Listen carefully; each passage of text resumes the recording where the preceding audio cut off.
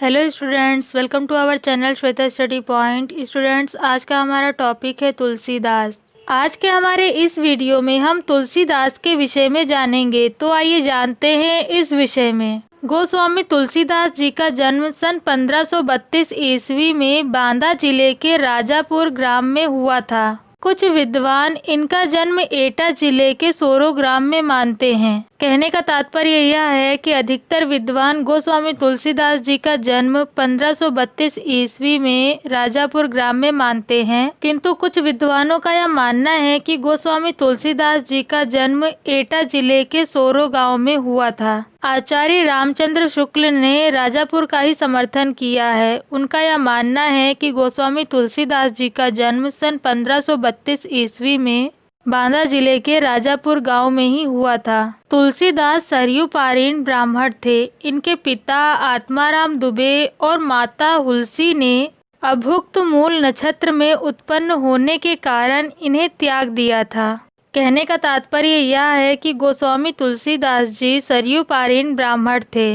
इनके पिता का नाम आत्माराम दुबे और माता का नाम हुलसी देवी था। क्योंकि इनका जन्म अभुक्त मूल नक्षत्र में हुआ था, अतः इसी कारण इनके पिता आत्माराम दुबे और माता हुलसी ने इनका त्याग कर दिया था। इनका बचपन अनेक आपदाओं के बीच व्यतीत हुआ। सौभाग्य से इनको बाबा नरहरि दास जैसे गुरु का वरद हस्त प्राप्त हो गया। कहने का तात्पर्य यह है कि गोस्वामी तुलसीदास जी का बचपन बड़ी ही कठिनाई से व्यतीत हुआ। इनके बचपन में इन्हें अनेकों मुसीबतों का सामना करना पड़ा, लेकिन इनके सौभाग्य के कारण इनको बाबा नरहरि दास जैसे गुरु का आश्रय प्राप्त हुआ। बाबा नरहरि दास ने गोस्वामी तुलसीदास जी को अपनी शरण में ले लिया। इन्हीं की कृपा से इनको शास्त्रों के अध्ययन अनुशीलन का अवसर मिला। स्वामी जी के साथ ही ये काशी आए थे, जहाँ परम विद्वान महात्मा शेष सनातन जी ने इन्हें वेद, वेदांग, दर्शन, इतिहास, पुराण आदि में निष्णात कर दिया। कहने का तात्पर्य यह है कि बाबा नरहरि दास जी की कृपा के कारण ही गोस्वामी तुलसीदास जी को शास्त्रों का ज्ञान प्राप्त हुआ। गोस्वामी तुलसीदास जी बाबा नरहरि दास जी के साथ ही काशी आए थे, जहाँ पर इनकी मुलाकात परम विद्वान महात्मा शेष सनातन जी से हुई थी। महात्मा शेष सनातन जी ने ही गोस्वामी तुलसीदास जी को वेद, वेदांग, दर्शन, इतिहास, पुराण इत्यादि विषयों की शिक्षा दी थी। गोस्वामी तुलसीदास जी का विवाह दीनबंधु पाठक की सुंदर और विदुषी कन्या रत्नावली के साथ हुआ था। इन्हें अपनी रूपवती पत्नी से अत्यधिक प्रेम था। एक बार इनकी पत्नी द्वारा बिना कहे मायके चले जाने पर अर्धरात्रि में आंधी तूफान का सामना करते हुए यह अपनी ससुराल जा पहुँचे। कहने का तात्पर्य यह है कि गोस्वामी तुलसीदास जी अपनी रूपवान पत्नी से बहुत ही ज्यादा प्रेम करते थे।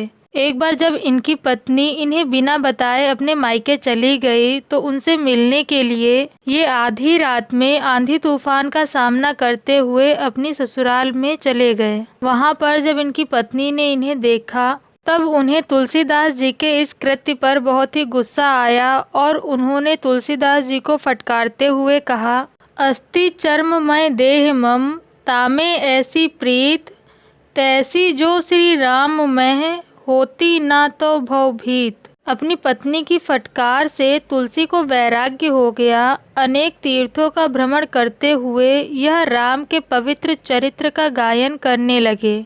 कहने का तात्पर्य यह है कि जब इनकी पत्नी ने इन्हें फटकारते हुए यह कहा कि जितनी प्रीत तुमने हाड़ मांस के इस शरीर से की, उतनी प्रीत अगर राम से की होती तो तुम्हें इतनी मुसीबतों का सामना नहीं करना पड़ता, तब अपनी पत्नी की इस फटकार को सुनकर उन्होंने वैराग्य को धारण कर लिया और वे अनेक तीर्थ स्थानों का भ्रमण करते हुए राम के पवित्र चरित्र का गायन करने लगे। अर्थात राम के पवित्र चरित्र को गा गा कर जन सामान्य तक पहुँचाने लगे।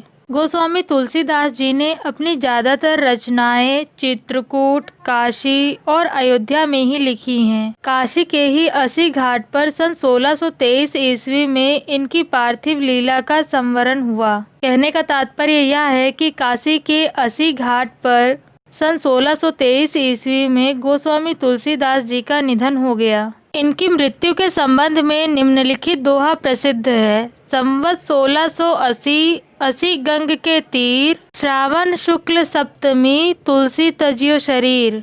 अर्थात संवत 1680 के श्रवण शुक्ल सप्तमी के दिन असी गंगा के घाट पर गोस्वामी तुलसीदास जी ने अपने शरीर का त्याग कर दिया था। आइए अब जानते हैं तुलसीदास जी की रचनाओं के विषय में। तुलसीदास जी द्वारा रचित 12 ग्रंथ प्रमाणिक माने जाते हैं, जिनमें श्री रामचरितमानस प्रमुख है। कहने का तात्पर्य यह है कि गोस्वामी तुलसीदास जी द्वारा लिखे हुए 12 ग्रंथ प्रमाणिक माने जाते हैं, जो कि श्री रामचरितमानस, विनय पत्रिका, कवितावली, गीतावली, कृष्ण गीतावली, बरवे रामायण, रामलला नहछु, वैराग्य संदीपनी, जानकी मंगल, पार्वती मंगल, दोहावली, रामाज्ञा प्रश्न आदि हैं। इन 12 ग्रंथों में श्री रामचरितमानस प्रमुख माना गया है। आइए अब जानते हैं साहित्य में गोस्वामी तुलसीदास जी के स्थान के विषय में। गोस्वामी तुलसीदास जी हिंदी साहित्य के सर्वश्रेष्ठ कवि हैं। दूसरे शब्दों में कहें तो हिंदी साहित्य में गोस्वामी तुलसीदास जी का बहुत ही महत्वपूर्ण स्थान माना गया है। गोस्वामी तुलसीदास जी को हिंदी साहित्य का सर्वश्रेष्ठ कवि माना गया है, क्योंकि इनके द्वारा हिंदी कविता की सर्वतोमुखी अर्थात चारों ओर उन्नति हुई है। इन्होंने अपने काल के समाज की विसंगतियों पर प्रकाश डालते हुए उनके निराकरण के उपाय सुझाए हैं। कहने का तात्पर्य यह है कि गोस्वामी तुलसीदास जी ने अपनी कविताओं के जरिए अपनी समाज की बुराइयों को उजागर कर उनके निराकरण अर्थात उनको रोकने का उपाय भी सुझाया है। इसके साथ ही साथ अनेक मतों और विचारधाराओं में समन्वय स्थापित करके समाज में पुनर्जागरण का मंत्र फूका है। इसी कारण इन्हें समाज का पथ प्रदर्शक कवि कहा जाता है। दूसरे शब्दों में कहें तो क्योंकि गोस्वामी तुलसीदास जी ने अपनी कविताओं के जरिए समाज की बुराइयों को दूर कर समाज में पुनर्जागरण का मंत्र फूका, इसी कारण इन्हें समाज का पथ प्रदर्शक कवि कहा जाता है। अर्थात इन्हें समाज के पथ प्रदर्शक कवि के रूप में भी जाना जाता है। इनके संबंध में अयोध्या सिंह उपाध्याय जी, जिन्हें हरिओत के नाम से भी जाना जाता है, उचित ही लिखा है। कविता करके तुलसी ना लसे, कविता लसी पा तुलसी की कला।